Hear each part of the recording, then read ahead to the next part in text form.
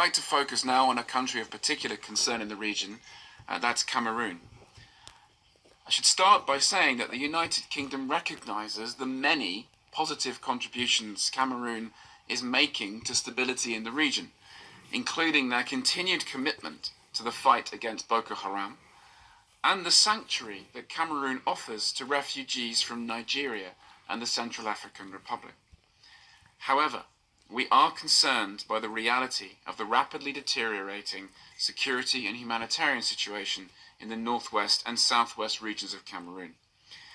In particular, we are concerned about high levels of displacement and take very seriously Rina Galani's warning that this is now one of the fastest growing displacement crises in Africa, and reports of human rights violations and abuses perpetrated by armed separatist groups and government forces, including extrajudicial killings, other killings, abductions, restrictions of movements, and access to health and education restrictions as described in the Secretary-General's report.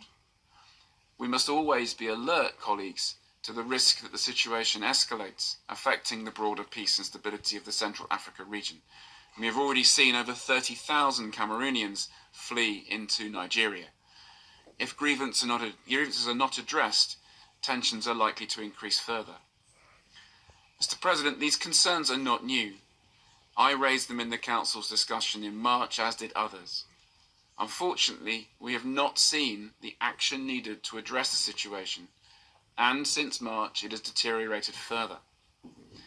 We welcome President Biya's recent pledge to address the situation, but words alone will not improve things. We strongly urge the government of Cameroon to take urgent action, including by actively addressing the situation through inclusive dialogue with the Anglophone leadership to address the underlying issues, undertaking confidence-building measures in order to diffuse tensions and build conditions for dialogue.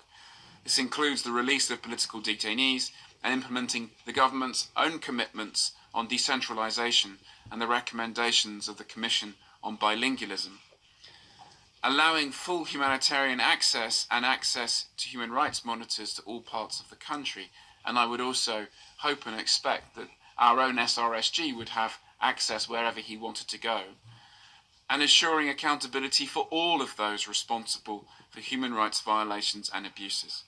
And clearly, Mr. President, we also call on the armed groups involved to cease their attacks on civilians, allow full humanitarian access and access to human rights monitors, and to engage with the government on these issues.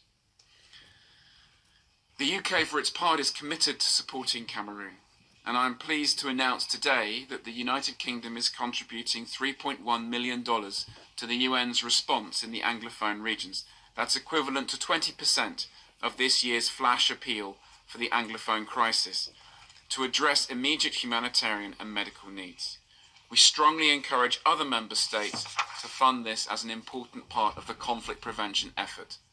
Preventing a crisis costs significantly less than resolving one. Mr. President, we have raised our concerns quietly so far and directly with the government, and we are committed to working with the government of Cameroon in every way we can to help resolve this situation. But I fear that unless action is taken and the situation improves, concern over the situation in Cameroon is likely to increase amongst Security Council members and become a more prominent part of our discussions. Mr. President, in addition to Cameroon, I would like to raise our ongoing concern about the humanitarian